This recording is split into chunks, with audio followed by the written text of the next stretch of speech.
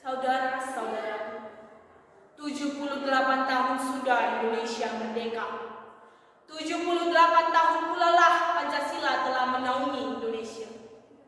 Namun, apakah ke-78 tahunan itu sudah dapat membuktikan bahwa Indonesia merupakan negara yang kuat, negara yang besar, atau negara yang kokoh? Ataukah fondasi Indonesia masih belum dapat menopang hal tersebut? Arsitektur bangsa ini sudah lama dipikirkan oleh para pendiri negara.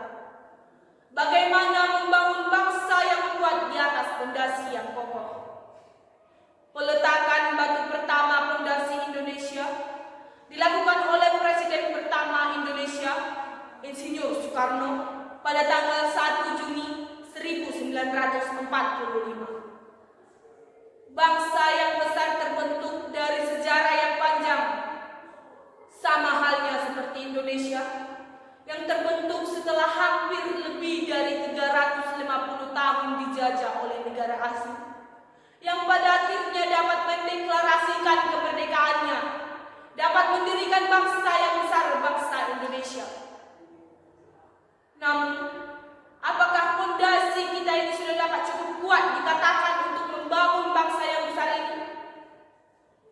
Kita sebagai bangsa Indonesia, sebagai generasi muda seharusnya dapat menunjukkan dedikasi dan partisipasi kita dalam membangun bangsa kita ini.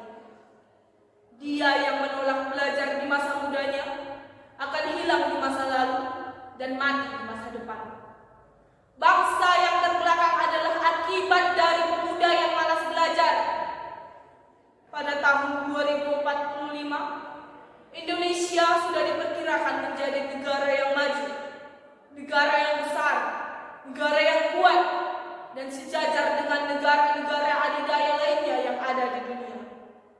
Namun perkiraan bonus demografi yang akan terjadi pada tahun 2045, di mana penduduk usia produktif mencapai angka 70%, dapat mengurangi hal tersebut, dapat menghambat kemajuan Indonesia.